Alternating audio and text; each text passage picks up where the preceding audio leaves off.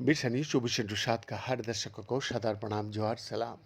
दोस्तों, चीन की सरकारी मुखपत्र ग्लोबल टाइम्स ने भारत चीन बॉर्डर विवाद पर प्रतिक्रिया दिया है। इस अखबार ने एक लेख में कहा कि यानी भारतीय मीडिया और क्षेत्रीय राजनीतिक ताकतों ने चीन भारत सीमा पर कथित झाड़पे के आरोपों को बड़ा चढ़ा कर पेश करने की कोशिश किया है। ग्लोबल टाइम्स ने यह भी लिखा है कि सीमा से जुड़े दावे को सनसनीखेज बनाने से दोनों देशों का संबंध में बना मोमेंटम टूट सकता है। अखबार ने यह भी कहा कि दोनों देशों को ये सुनिश्चित करना चाहिए कि सीमा का मुद्दा उनके व्यापक संबंधों को हाईजैक न कर ले। ग्लोबल टाइम्स ने अरुणाचल प्रदेश को तथाकथित कहकर संबोधित किया। अखबार ने लिखा है कि हाल की अटकलें तथाकथित अरुणाचल प्रदेश की पीपल्स पार्टी यानी पीपीए के दावे के बाद शुरू हुई एक क्षेत्रीय पार्टी है।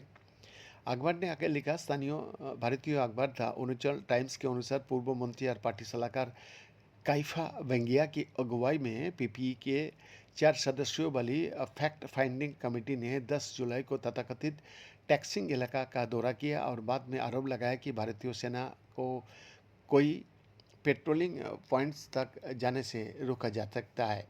Peoples party of Arunachal Pradesh की एक क्षेत्रीय राजनीतिक पार्टी है। वो अगस्त 2026 में पार्टी ने ऊपरी सुबनसिरी जिले की तकसिंग क्षेत्र में चीनी पीपीएल कथित घुसपैठ का मुद्दा उठाया। पार्टी ने एक फैक्ट फाइंडिंग कमेटी बनाई जिसने बताया कि चीनी सैनिक कुछ भारतीयों गश्त बिंदुओं तक पहुंच का यानी ये हम लोगों का पहुंचने के लिए रोक रहा है। बता दिया जाए कि चीन अरुणाचल प्रदेश को मान्यता नहीं देता, वो इसे जगनान या दक्षिणी तिब्बत कहता है और इस पर अपना क्षेत्रीय दावा भी करता है। हालांकि भारत स्पष्ट रूप से कहता है कि अरुणाचल प्रदेश भारत का अभिन्न और अविभाज्य हिस्सा है। एक निर्विवाद सच्चाई है जिसे कोई भी दावा या नाम बदलने से बदला नहीं जा सकता।